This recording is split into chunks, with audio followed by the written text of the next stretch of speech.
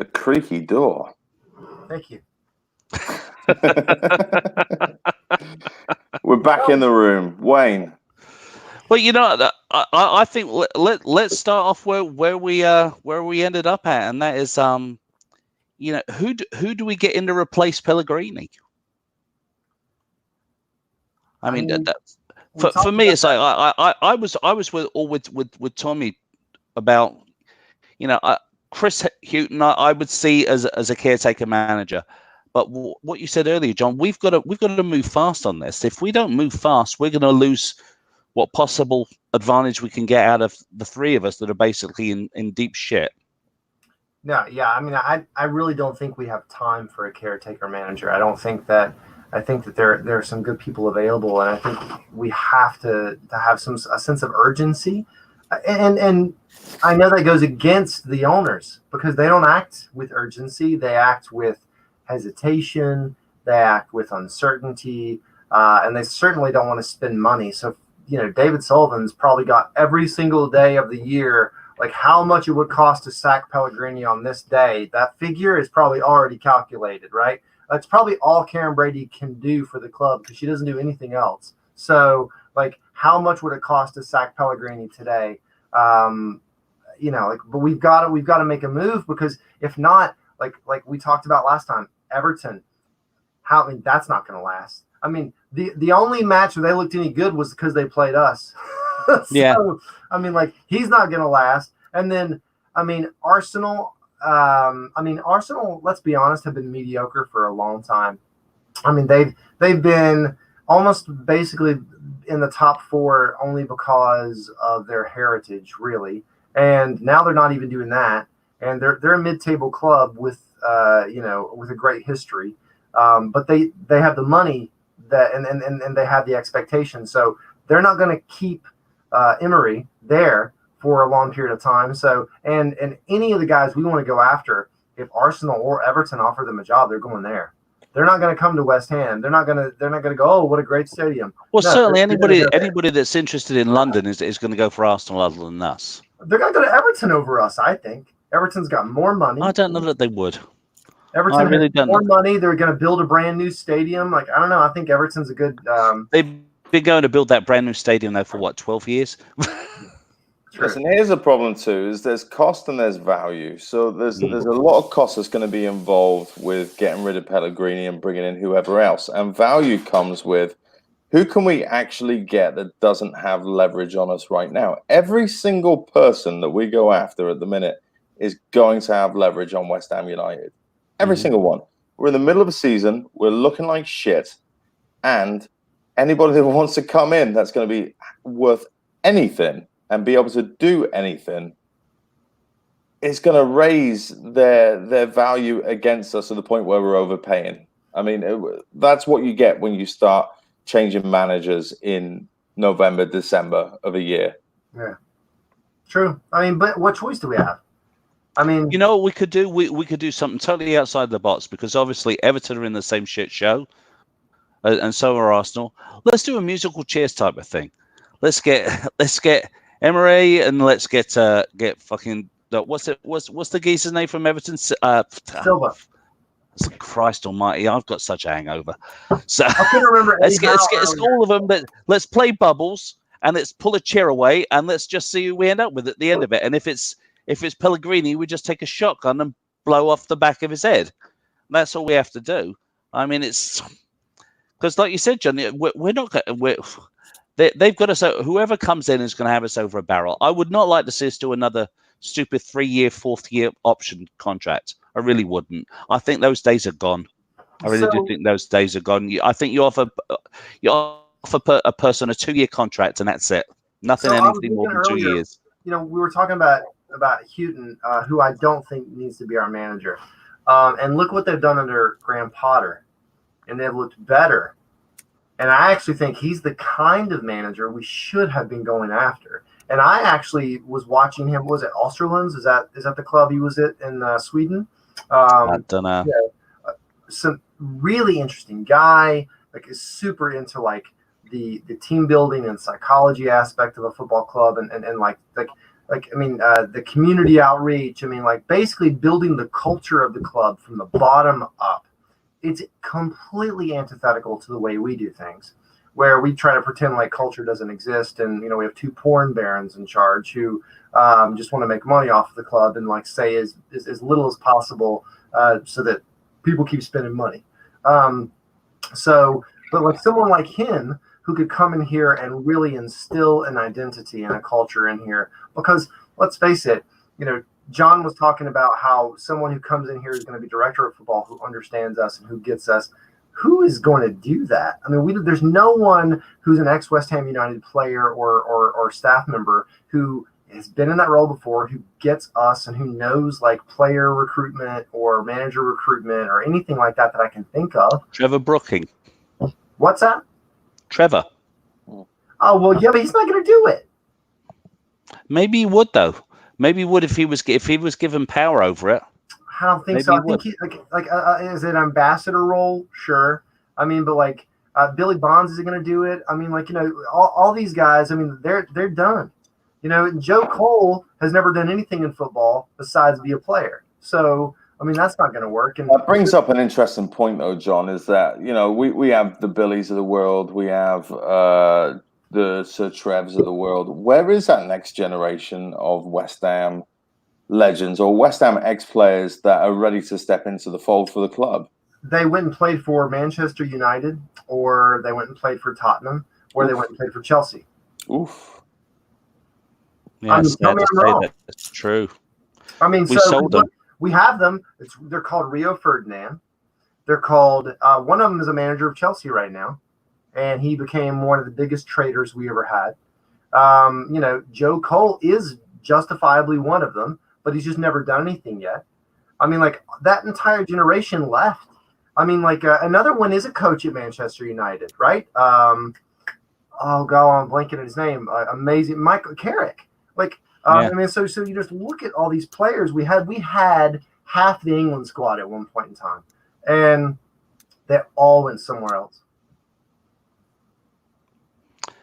Bring Rio in. You know what? Bring Rio in. Offer him the job. He still loves us. Offer Rio the job of director of football. I'm happy with that. Yeah, Rio's a Manchester United player, and he took that team on heart and soul. But I don't see him coming back. Loves us. He's the only one of them who still loves us. Joe Cole loves us, but Joe Cole doesn't have the experience that Rio does. But Rio also thinks he's a boxer, so I don't know. His judgment's a little weird.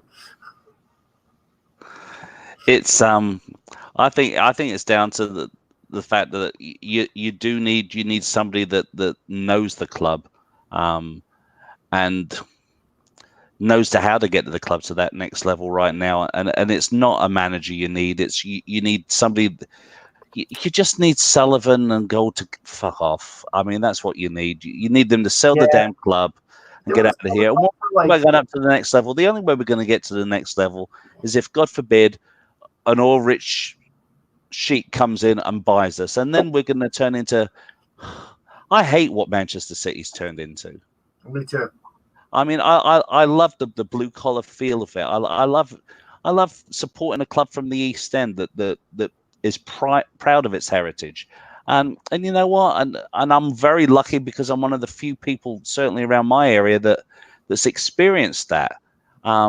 It's gone, and it's sad that it's gone, and I don't think we can get it back. So maybe we need to remold West Ham totally.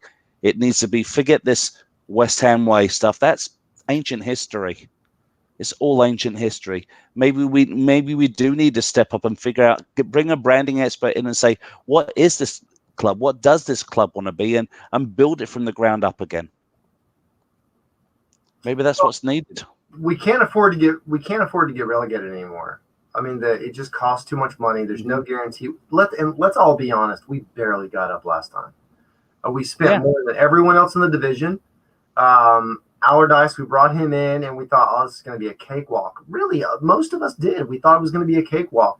We got up by the skin of our teeth. I mean, you remember how happy you were when Vazte scored that playoff goal? Oh, please! That's how we started the Dallas Hammers with that Vazte goal. I was in San Francisco in a bar with two complete strangers that I met on KUNB, and we were hugging each other like we grew up together, Yeah. like screaming at the top of our lungs. The only people in the entire pub, you know, at 7:30 in the morning or whatever it was. And I mean, that joy was not because we knew we were going to win. So I mean, Yeah. like, going down again is not a guarantee. It's not a great option. I mean, West Brom look great right now. They look like they may bounce back, but like, look at Stoke. Aren't they like in like 16th or something down there? They're doing terrible, right? Yeah, they're doing awful. It's a different world in football now. Really, I think we're really suffering from the fact that we've got a bunch of prima donna European players right now. So nobody's putting a shift in. Nobody's putting a No, real they aren't, shift are they? in. I mean, our difference maker is Mikel Antonio, and Yeah. today he cemented a place in my heart. I got to say that, because I've he's the always only loved the guy. one. I've loved him too. I got to say, I've loved him too. Yeah. But we all know his downfalls. We all know what is, what he lacks. But he makes up for it in other areas. But there's nobody else in our team that will give 50% of how much he gives to this team in running, in going past players, in giving a shit, in trying. Nobody else is doing it. And that goal sense. today was beautiful. I mean, what a It's a lovely sublime goal. In fact, that was one of the best pieces of skill you'll see Antonio do, letting that ball roll across him and then finish that way. It was gorgeous. It was the only thing that was worthwhile seeing in the whole friggin' match. It really was. And it's a shame. Because it's not like we don't have the quality. There are players there that can play well. There are players there that are good enough to get onto other teams in the Premier League. Yeah. And for some reason, they're not doing it for us. And at the minute, it's coming down to the manager. Yeah. Well, he's gambled too much, hasn't he? I don't think you can afford to gamble when you want to take a club up to the European standard. I don't think you can gamble. He gambled on the goalie issue. He gambled in the midfield with bringing in blimey. Why can't I think of Wheelchair Jack? Sanchez. Yep. Yeah, Sanchez. I mean, Sanchez wasn't even a gamble. That was like that's like betting black and red on roulette and just hoping that zero doesn't come up. I mean, that's all that is. He's just made some incredibly poor decisions. I mean, really poor decisions. And I can't think that the only decision I can see that really was a decent decision was bringing Fabianski in. And was that his decision, or was that something that was in the works before he came along? Well, who knows? And that's what I'm wondering about. Because, like we've said before, I mean, like I've been going on a rant about tonight, culturally, I don't think we know what's going on behind the scenes. I don't think anybody really knows who's running the show. I think we all asked Sullivan to get out of the way, and he hasn't. So who knows who's signing as who's? Who knows what players are coming in by Sullivan and by Huselos, by whoever? But who is safeguarding the culture and the system that we want to play at West Ham? I don't think there's no transparency, is there, John? I mean, that's the big problem. There's no transparency. We don't know what everyone's plan is. I mean, the only plan we've got is that, guess what? We're going to move to this big ass stadium. They're going to build these incredible retracting seats for us. Number one, that never fucking happened. Okay, we're going to be competing for European spots. That's number two. That's never happened. We're going to be an incredible powerhouse team. That's never happened. And we look like a laughing stock. And the awful thing about it is that everybody hates us so much over the deal that we got with that stadium that they're going to be laughing their asses off when we finally do go down. And we're playing in front of 25,000, 30,000 in that big toilet bowl. I hope not. I really hope not. And I don't know. It's the whole thing just seems so contrived. I don't understand how it's all gone so wrong, apart from the owners. I mean, if there's an ounce of professionalism, you can take West Ham, a sleeping giant, let's be honest. Yeah. An absolute sleeping giant, and turn it into not even a big club, but an upper medium club. And we've signed the kind of players that will get us there. And maybe Pellegrini's not the fella to take us there. And that's that's on. I don't know who that's on. I thought he was. I thought he's at least attracting the right names. That if anything else, we're going to have players better than your players, and that's going to win us games. Yeah. Right. I mean, if you can't win on tactics, if you can't win on formation, you at least have to win on talent, and we're not doing that, and that's a problem. That's a real problem. Well, I think that stems from the fact that I don't believe these players, the decent ones that we've got, believe what it is that he's telling them to do.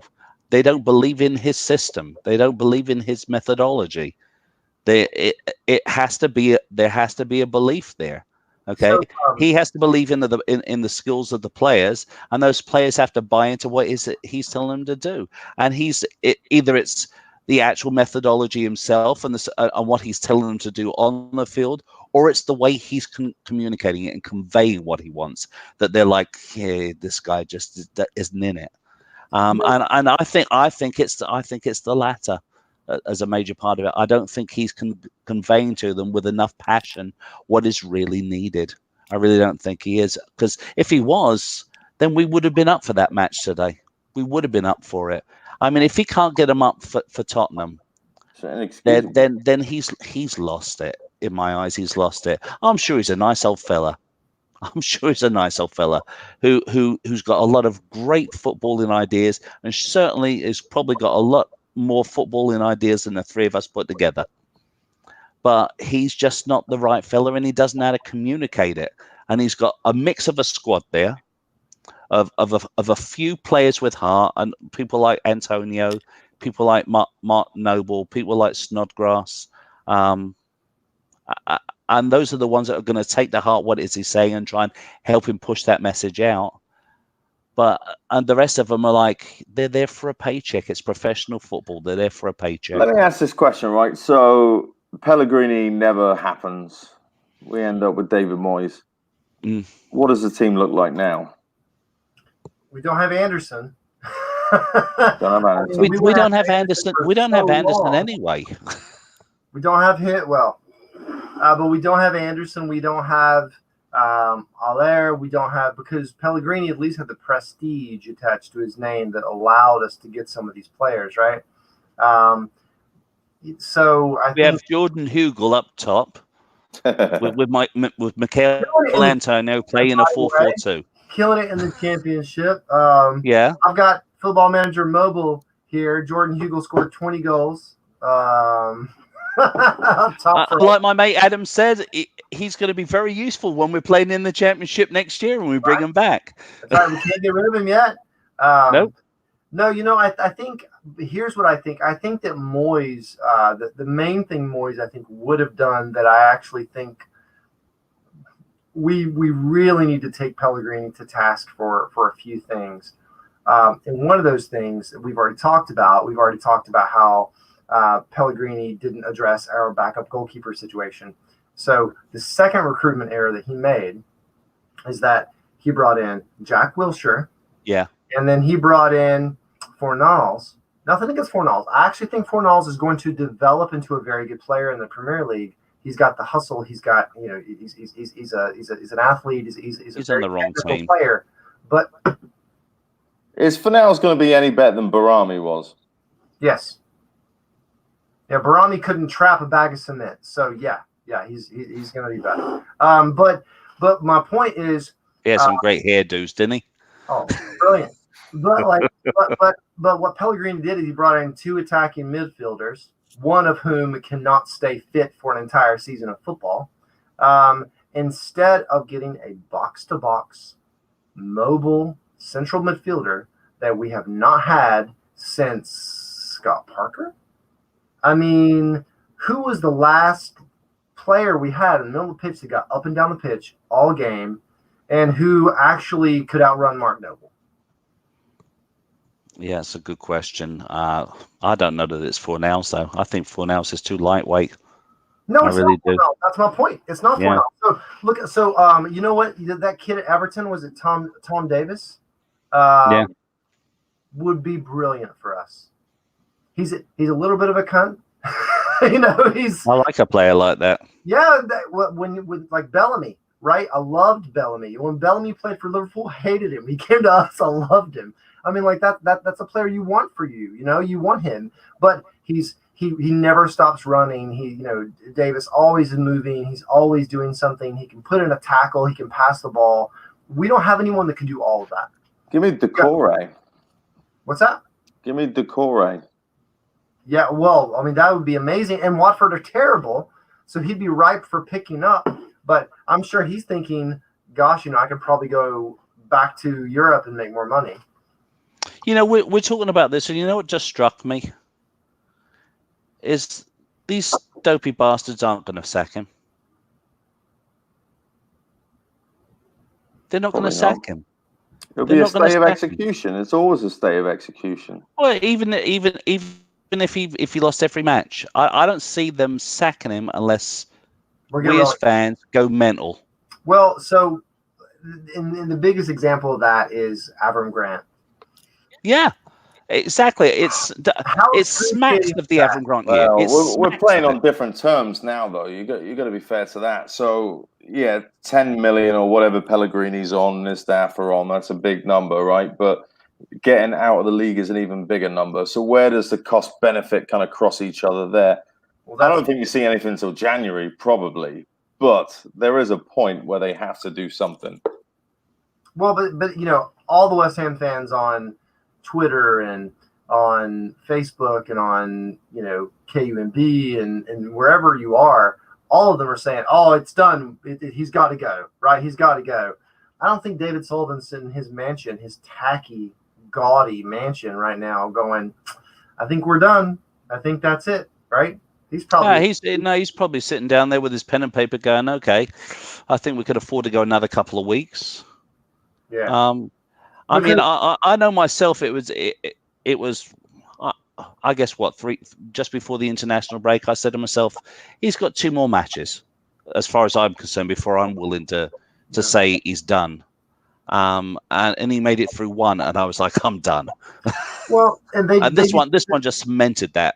They cannot get over the fact that they have to hand someone a big pay packet and say, "See you later." They can't do it. It's just. For whatever reason, that and as a businessman, I understand you don't want to pay out to lose something, right? That's kind of counterintuitive. However, at the same time, it is a bad business decision to stick with bad personnel, even if you have to pay money up front to get a better person in that role. So I think their instincts that got them where they are kind of sometimes bite them. And come back to haunt them a little bit. Well, I think there's a reason why those 2 went into porn. It's a no-brainer business. You get a girl with big jugs and you make money. I mean, that's why they went into porn instead of becoming real businessmen. And because they're classless and the stuff. I mean, you've heard stories about. Hello. There's some terrible stories about them and how they did business. Like David Sullivan trying to guys come and do work on his house, and he tries to give them a box of porn as payment, and they're like, "No, we want money. What do you?" I mean, so they're wide boys, right? You guys are from England. You know the terminology. They're wide boys. But they're not bad enough. They're not bad enough. I mean, what we need is a proper crook, a proper East End crook to run the club, not a tin pot fucking Trotter's 3-wheel van crook like we've got. They're not even that. I won't even give them that much credit. They are Mike Ashley, is who they are. Yeah, they're the London Mike Ashley. Same position as Newcastle are, and that is an indictment of us and an indictment of them at the same time. We've got people that have money but don't have enough money at the same time. You know what I mean? Like, you can be a billionaire, but you have 1 billion. That's a little bit different than having 200 billion to actually invest in a football team. And that is a real problem that we have, because they're not fully invested. They're not going to be fully invested. They're more interested in stripping 5, 7, 10%, whatever it is, out of the club. How did Levy do it? How did Levy do it at Tottenham? Because he's still being a tight bastard. He's not doing much. Well, he is. I mean, because. Well, I mean, they got that whacking great big stadium. He's got a deal with the NFL to rent it out to them. He's a genius when it comes to business, and you know what he is? He's ruthless, and we are not ruthless. He is decisive, and we are not decisive. He is terrible to deal with, and we are not. We're weak when he is strong. I mean, I despise him. I absolutely. I mean, he hired people to come spy on us. You know what I mean? Like, I mean, he is a completely unscrupulous bastard. But at the same time, he runs circles around us when it comes to running a football club. Tottenham, say what you want. I despise them more than anyone else. Anyone else. I despise that football club. They are really well run and have been for a long time. Yeah. That's why I hate them all the more. Well, that's familiarity breeds contempt, right? I mean, it's they're our neighbours. They're probably more like us than they are dislike us. Yeah, that's they're the probably functional, exactly they're what the functional West Ham. They're the they functional are, West with Ham. the exact same amount of fucking medals and trophies the last 20, 30 years as well. Yep. So it's a depressing sight. I mean, ever since that Burnley match, when Pellegrini had Zaba start, that was a joke. I mean, that for me was like, I saw that and I was like, I cannot believe that he's starting Zaba. That is when I totally lost it. I was like, okay, this guy has to be senile. The Newcastle match for me was the big crack that formed because, again, he starts. I mean, our back four were so slow, and Newcastle are employing all these incredibly rapid players. Yeah. And Shelby said after the match, well, we knew how they played with this high line. We knew we just had to chuck the ball over top of them, and they beat us over and over and over again. And we looked like we had no idea. How do you stop this? What do we do? I don't know. And Pellegrini's just kind of like, well, I don't know. Let's do the same thing again for 3 more matches. Not only that, but letting proven strikers leave the team and not replacing them. Yeah, so that's why I'm angry. I try and be an optimist. I try and give people the benefit of the doubt. And again, I'll go back to what we said in the first broadcast. You've got 2 weeks to at least get back to the fundamentals, to at least look as if you made some kind of improvement 2 weeks ago. And we're not showing anything. We are not showing anything different. Regardless of whether you change formations, regardless of whether you change selection of who's actually playing, there is nothing better today than there was 2 weeks ago. And that is completely unacceptable. And that's why I've now moved. I normally like to give managers a chance. I like to give them more time. I'm sick of West Ham. I'm so sick of us being in constant rebuilding mode, because that's what we've been. There was a point in time where, we had 7 managers over like 100 years. It was a point of pride. And the modern game has moved that on. But at the same time, maybe I have to move on too. And I just cannot look at it anymore and go, this is okay. Because it comes a point where you just get punch drunk from it. I feel like I'm fooling myself, Wayne. Honestly, I feel like I'm fooling myself by thinking that way. Well, you know what it is? We want to be different. We, as West Ham, we expect to be different. I mean, the reason I fell in love with this football club is because it's not the same. And when I tell my friends that, some of my American friends who are just getting into football don't have any idea what I mean. But West Ham is not a club like other clubs. It's not exactly like it's not like Liverpool. It's not like supporting Newcastle. It's not. I mean, maybe it's more like supporting Newcastle than some other clubs. But I mean, our history is different. Our ethos is different. Our culture is different. I mean, the fans are different. And so when you expect that to go all the way to the top, and it does not, right? Well, we're a hard knocks club. Let's face it. I mean, we've always had a tough time of it. I mean, Hitler bombed the living shit out of the East End during the World War II, and yet we survive. We survive. We move on. It's a hard life in the East End of London. Okay, it's a bloody hard life, and whether you be, my granddad who was, brought up in the East End of London then, or whether you're, quite frankly, an immigrant that's in that area now, it's a hard friggin' life. So it breeds strong, tough players. I think our problem is that when the modern game moved on, we were so tied and we were so in love with the the West Ham that we were, the West Ham that provided England with a World Cup. I think we were so in love with that, and the fact that we've got that working class background, that we refuse to loosen the reins a little bit and go along with the modern game. Yeah. And I feel that's, all of us have to take a little bit of guilt for that. But I'm still in love with that. That still means something. That still means something. And it should. It really should. It should mean something.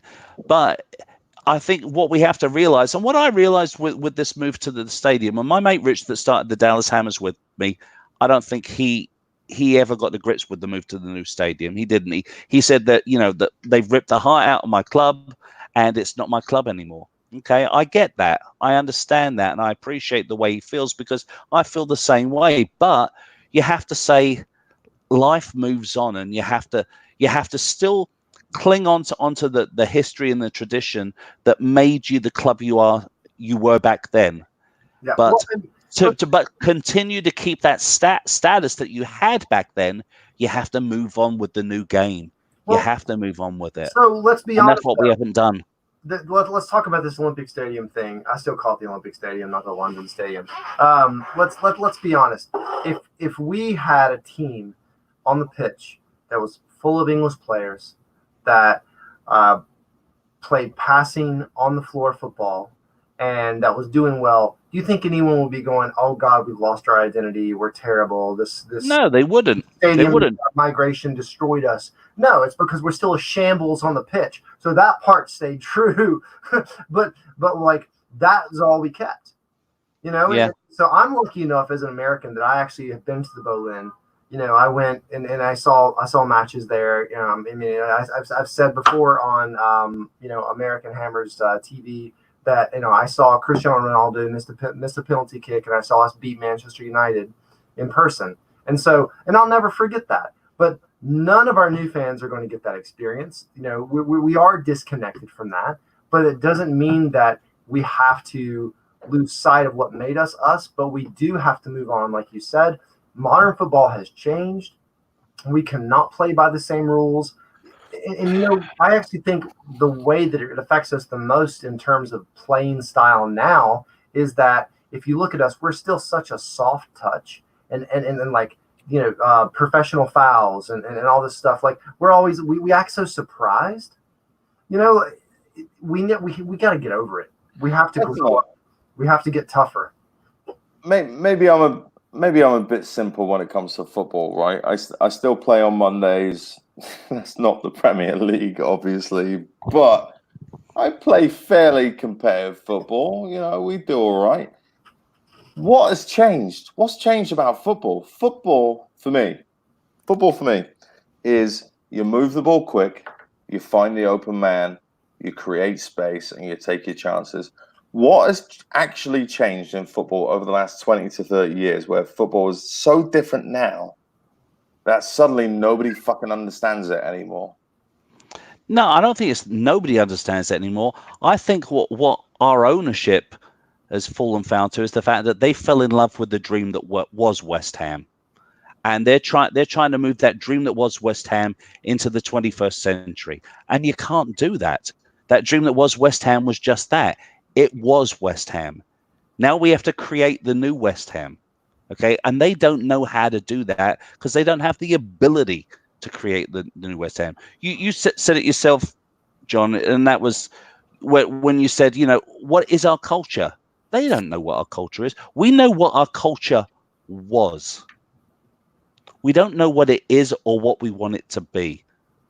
Because when you took the Cockney boys out of the East End and put them in a bowl, okay, you made it obvious that we're not that team anymore. So what was our culture? All right, so let's sort this one out first of all. What was our culture? For me, it was playing on the floor, trying to play the right way, and giving everything. For me, what you said last first, giving everything, and that's being willing to go out there in the mud and the shit and really give everything for the club. For me, it's hard tackling. Okay. See, when I look back at the West Ham from my early years, I don't look at the beautiful passing or the West Ham way that everyone calls it. I see the West Ham way as being blood and guts. Julian Dix. Yeah, Julian Dix. Well, I see. John Moncur. I see those types of players. Those are the players that for me meant everything. I see I see the West Ham way as being what happened in the stands. Is there space for that in the modern game? There isn't. There isn't, because they've squeezed it out. Well, we saw that today. You can't make a good, clean tackle, touch the ball, and scrape the fucking thigh of a defender while you're doing it, and not get away with it anymore. All right, so who fucking Saturday? Who in the modern game, any team, doesn't matter, doesn't have to be West Ham, who in the modern game is Julian Dix today? What's the closest thing to Dixie today? Blimey. That's a tough one. No kidding. On our team? On our squad? No, anybody. Anybody. I don't think you really got anybody. No. Leighton Baines. Fuck's sake. Yeah, maybe in his heyday, not anymore. No, not anymore. The only reason Leighton Baines would do a Julian Dix tackle is if he mistimed it. Yeah. He comes in late as hell. Guy gets flying over his head. Yeah, that's it. You can't do that anymore. You can't do it. It's like I said, you have to play as a defender, and I'm a right back. I mean, my granddad, when he started realizing I enjoyed football, he said to me, "This is what you have to do. Okay, you knock them the fuck on the ground. When you pick them up, you grab underneath their arm and you fucking twist their armpit hair, and then they get so pissed they punch you and they get red carded." That's the way I was taught. I remember. You don't see that happening anymore, do you? My first time hanging out and watching football in England, I was with my mate Dave, and Dave's quite a bit shorter than me. And we were watching football, and this guy comes and just tackles and lays somebody out. And I jump up and I go, "Come on, that's a yellow card or a red card or something." I can't remember. And Dave looks at me and goes, "It's a man's game, Johnny." Yeah. And Dave was a defensive midfielder and lived for tackling people. And like I said, he was way shorter than me. It didn't matter. Like, that's how you played the game. That's how you played it when he went out there on Sundays in his Sunday league. That's like that's what you do. You play the game. It's a man's game. That's what he told me. I'll never forget it. And I always remember that but that's in the professional game. That's gone. It's really gone. Yes. It's totally gone. I mean, I remember I had a blast when I could play dirty. Mm-hmm. I really did. I mean, it was nothing for me to be in the wall and shove my thumb up someone's fucking ass crack. Because that would just as they kick, fucking shove it right up their fucking ass crack, and of course they will just want my thumb out of their ass. They don't give a shit about that. Yeah. Well, and they called me every name under the sun if they didn't fucking thump me. I mean, but that was part of the game for me. I was like that as a goalkeeper. I remember loving before they even kicked the ball, I would come and tackle them, their legs. They go flying over my head, but I almost broke my neck doing that. He landed on my head. My body kept spinning. I heard this pop. They thought my neck was broken for a brief period. After that, I was like, football maybe not that important for me. I'll watch it. But I think in the modern game, if we're going to take that, so you cannot do that anymore. You can't go and you can't do these full-blooded tackles anymore. But if you look at the way Manchester City fouls, they're so clever. They're so smart. It's niggly. It's stupid. We hate it. All day today. Modern game. Well, look at that Harry Kane foul today. I mean, that was one. That was the one we got a yellow card for. I mean, it was a work of art. It really was a work of art. Let me just back totally into him and then grab his hand and make it look like he's pulling me down. I'm so sick of us being mugs. I'm so sick of us acting like we've never seen any of this before. I'm so sick of us going out there appearing like the game is still 1975, and we don't understand why no one else is playing that way. No one's played that way in a long time. Johnny, this goes back to Matt Jarvis. Matt Jarvis getting challenged in the box and not going down. And we're talking, 8-9 years ago at this point. Yeah. Being too honest. I mean, I don't want us to turn into no West Ham fan who understands the culture we've been discussing wants us to become a team of divers. No, we don't. Lanzini did it one match. We want everybody else to come to our level. But they're not going to, are they? I'm not saying look where we're getting all the Premiership players from. We're getting from over there in Europe, where that's part of the bloody game. They're taught it. Or Brazil. They're taught how to go down. Or Brazil. They're not doing it for us. So I it's think frustrating. So one of my biggest problems with Pellegrini is I actually think that he's telling people to play a certain way. So, for example, we know that Anderson can ghost past, whatever back is on him. He can ghost past the defender. Instead, he's stopping and he's passing it backwards or cutting inside every single time. I think that's instruction. I really feel like because he still tries to nutmeg people. He still tries to do his tricks, and he wants to play this like Brazilian, silky, beautiful like football.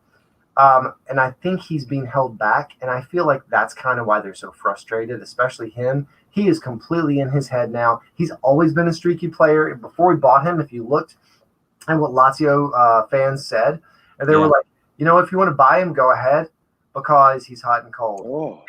And we have not nurtured him from a confidence building perspective. Instead, what we're doing is, I think, we are heaping pressure on him and making him play against his instincts. And we've crushed the artistry out of him. We're doing a phone in. We got Neil from Down Under. Looks to be in the room. Let's bring him in, Neil. Okay. Neil. Hello. Hey, Neil.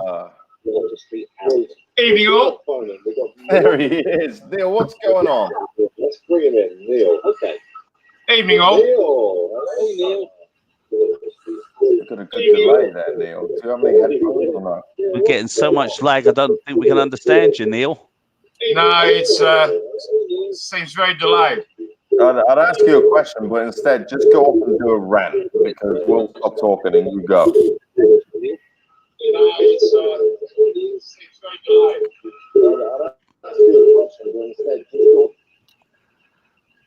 How's that? Is that better? Go on, Neil, son. Hang on, is that better? Much better. Yeah, I still had you on the other another tab. So I was getting feedback from it. Neil, So what's our problem right now? What can we do better? Oh, fuck, mate, where do you start? Well, one, you got to get rid of the manager. It's just he's not going to change. Whether you get one just to the end of the year or not, or the end of the season, I don't know. But he's not working, so it's got to change. As for the star players that aren't performing, well, are they not performing because it's the manager? I'd say yes. I'd agree with you, Neil. I agree 100%. I don't know where their own personal pride ends, though, because if I was a player, I'd like to get out and do my fucking best every time I went out there, no matter what. Anyway, that's what I thought. Neil, what do you see as an alternative for Pellegrini? Is there anybody out there that you'd want to bring into West Ham? Well, he wants Lucas Neal. Well, I mean, I don't know. I don't know if there's any Australian coaches that could do it, but I don't know. It's I don't get enough of it that you guys get over there, so it's hard for me to pick up who's available. But I mean, I love Posh, but he's not going to come to us. No. We're down the bottom. We need someone from a lower grade coach that's doing all right, that sees an opportunity to come to a higher grade and actually do what he'd like to do. Whether it's Lee Bowyer or someone like that. But we're not going to get a top coach come to coach West Ham unless we throw heaps of money at them, and they're not going to do that.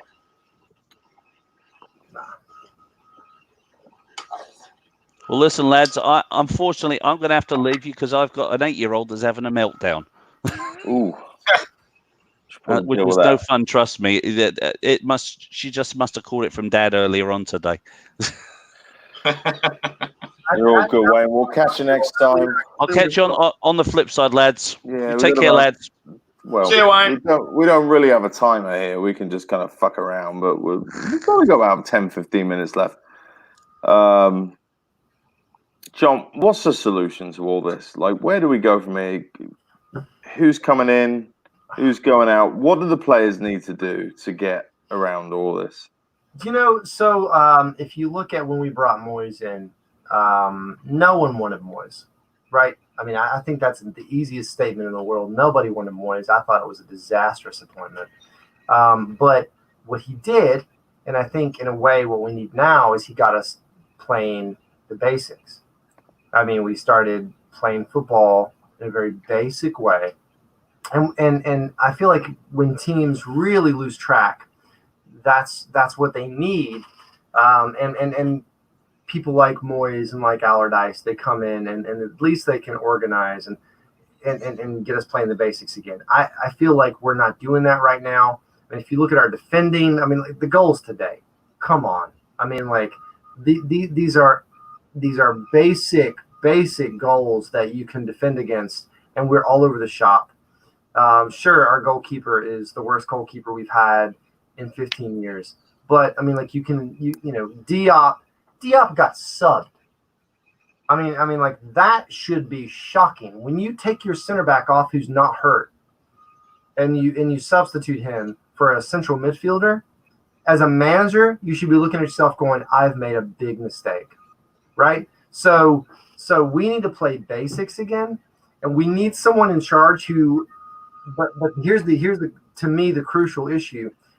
That is not the only thing they should do, because in the past, Allardyce, that's what he can do, you know, and Moyes can do that, but they can't do a lot more than that.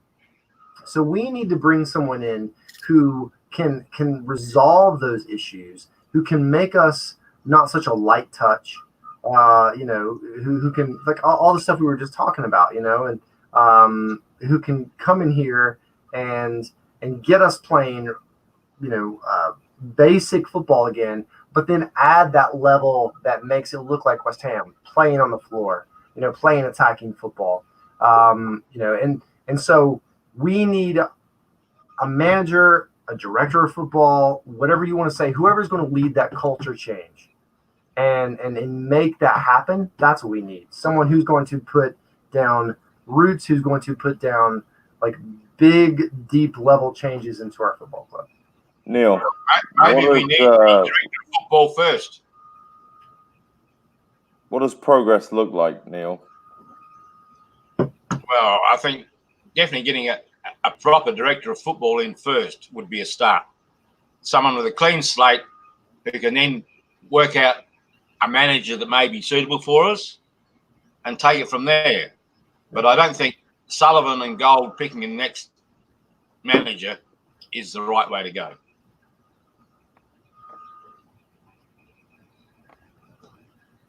Sorry, I'm trying to get my brother to get on the stream. Fine. I mean, you know, to Neil's point, I completely understand, but like I feel like under Gold and Sullivan, the reason we got so excited about Pellegrini is we thought this was the best shot we were going to get. Right? This was a guy who was actually going to take control from Gold and Sullivan, who was going to be able to make these decisions, who brought in Husillos, who we thought, oh gosh, this is amazing. We actually have, and we say director of football, he's a recruiter, right? So if this was America, we would be saying he's a recruiter who goes out there and like gets players, because that's really all he does, right? He's a talent scout. But I don't expect, you know, Sullivan to ever want to give up that much control over the you know, the football club to get someone who's like a director of football who can like change those. So if we can get a manager who can at the very least be powerful enough to do that, and that's another thing with Rafa that I think Rafa will demand control.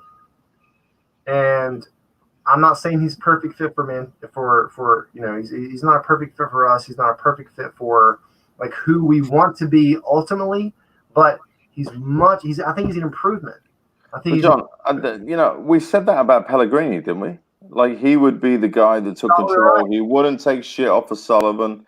He's got the pedigree. He's got this. He's got that. And yet it still seems like shit's being run from fucking way behind the scenes instead of the people that actually know football. I disagree. I don't think that Roberto is because David Sullivan thought it would be a good deal. Roberto is Pellegrini's mate. I mean, that is all Pellegrini and Husillos. And if you look at, Fornals, I mean, like that's a classic Pellegrini buy to get, a young, mobile attacking midfielder. I mean, he loves attacking midfielders. So, you know what this is? We got a really shit version of Arsene Wenger. That's been quite apparent. We are Arsenal 2.0 under Wenger 8 years ago. Passing the ball sideways, not going forwards necessarily.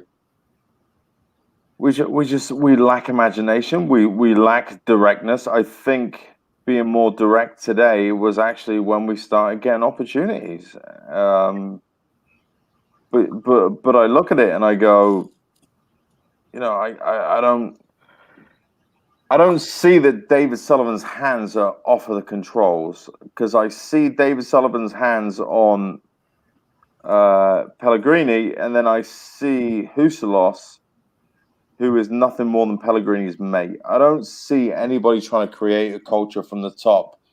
And when it's going wrong, then they're leaking to people. They're doing this. They're undermining the manager. It's just shit. It's a circus. It's a circus again. And why? Why? It's so avoidable. I don't understand. I think that Pellegrini thought he was going to be the one to come in and make those changes. And I think he just failed. Because if you look at it, he talks about trying to instill this big club mentality. He talks about trying to not now, but like in the past when we've had bad results. He's been saying, yeah, but I believe in my system. I believe in like the style of football we're trying to build and we're trying to play. I believe in these players, and he's buying players for his system. But like we said, I think the issue is not that Pellegrini is a charlatan. I think it's that Pellegrini is simply out of his depth now, and that what worked 10 years ago does not work now. And he does not know what to do because he's doing the same things that he did at Malaga, and it doesn't work anymore. I think last season we could see this thing about him talking about a big team and all that. We could say we played more direct football last season. True. Where's that gone? Why have we stopped doing that? I don't know. How many goals did Anderson kick last year? 8, 9? Yeah, and he was great last year. I mean, how many did he kick this year? Fuck all. Yeah, not even an assist. No. Oh, maybe one. I think he might have. I'll let it go. To Cresswell. I think, but he's been a shadow of last year we himself. could see Pellegrini's dream. Big team, go forward. We could all get on board and say, "Hey, that's great," but it's gone nowhere this year. We've gone backwards. Yeah. So let's get. We should wrap up here. Let's get final thoughts. We're going into Chelsea next week. Fuck. Should we expect any different? What's going to happen? We've got a week to turn this around. What are we going to do? Is Pellegrini still here? Is the team still set up the same way? What's the difference? Neil, let's start with you. Well, watching. I didn't watch the game. I listened to it on the radio. But when we went, yeah, I know. But I'm going to watch the replay in a minute. But when we went 3-0 down, I was really hoping we were going to get thumped 7-8-0, something like that, so that solved, made all the decisions done. Like he's out, fuck off. But then we come back and got 2, so it saved him. But hopefully next week against Chelsea, I hope they do a 6-7-0, and then they got no choice but to make a decision because I can't see us winning. I can't see us keeping a clean sheet. Can you? John? Do you guys remember when Pardew got sacked? That was right after he shagged somebody's wife. Yeah. White chocolate, right? Chocolate got in there and did something bad, but he also lost. What was it, 5-0? That last match, I think. I think that's what we're gonna wade into. I think Chelsea are gonna turn us over. It's gonna be ugly. We got 3-2 flattered the absolute hell out of us today. We had no right that 3-2 scoreline at all. And something I said on Twitter was if we actually played football and attacked them and had some sort of confidence and we scored 2 goals in 20 minutes, what would have happened if we actually played football that way all the time? So to me, that was more of a damning indictment of Pellegrini than the fact that we were 3-0 down before we started playing football, right? So I think I'm gonna be conservative and say we're gonna lose 3-0. That's kind of our standard now, you know. So we're gonna lose 3-0 to Chelsea, and but you know, my fear is like John's fear. I don't think they're gonna sack him. I think they're gonna wait, and they're gonna wait till Christmas, and we're gonna go through the entire transfer window, and then they'll probably sack him in April or something stupid when we're in the bottom 3. Where do you think we'll be by Christmas? You seen our next lot of games? Oh yeah, no, we'll be in the bottom 3 then. They'll have to be. I can't see it being anywhere else but the bottom 3. No, but Sullivan's not going to be thinking. He's going to be thinking about his pocketbook. He's going to be thinking about how much it's going to cost to sack him, and that's what. But how much is it going to cost us if we go down? You're right. Until I agree with you. We should sack him. We should sack him tonight. Absolutely. In England, it's what almost tomorrow morning. So we should sack him then. I agree. Need to stop the rot. We need to stop the rot. And if he couldn't do it after 2 weeks of free time to plan, to get the right team together, to get back to the fundamentals, and he's not going to do it. And he's not going to do it against Chelsea. And the next thing, he's not going to do it against Wolves. I was all in favor of keeping the manager around. That's the kind of person I am. I like to give him time, but I'm done. I'm tired. Yeah. I'm tired. I'm tired. And, you know, he's not passing the eye test.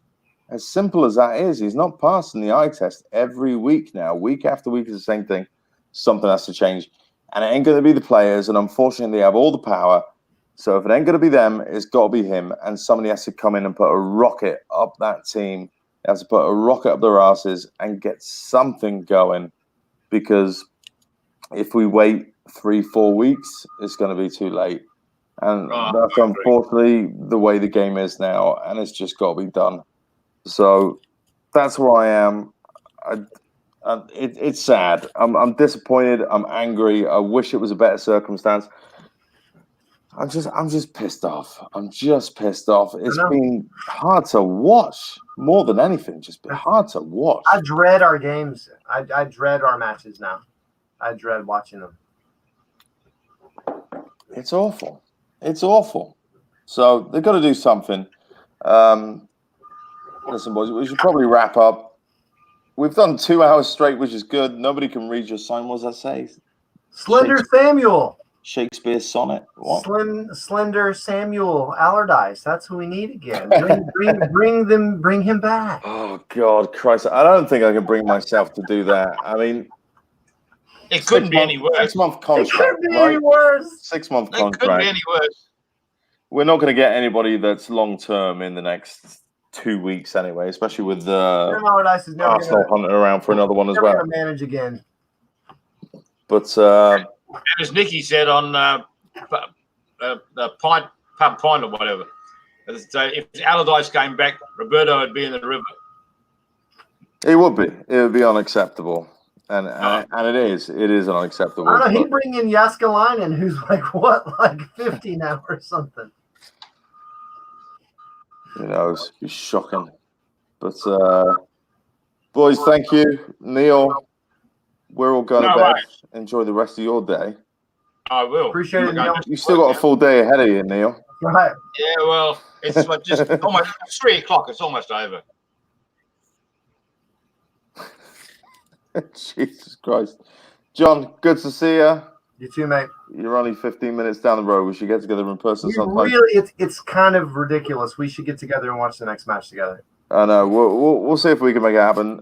Wayne, thank you for coming on tonight. Tim, thank you for pulling everything together. This was an emergency meeting of American Amateur TV, and for the right reason. Listen, we'll have plenty of shows between now and next week. Go to the store, subscribe, go to the YouTube channel, follow us on Facebook. Please get involved. We'd love to have you on. If you want to come on, please message us. It's a place for West Ham fans to get their opinions across.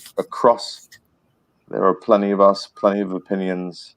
We certainly have the room to get yours on board. So with that, boys, thank you again. Fucking hell. Here's to a better week, everybody. I'm going to go to bed now. Sleep well, guys. Sleep well.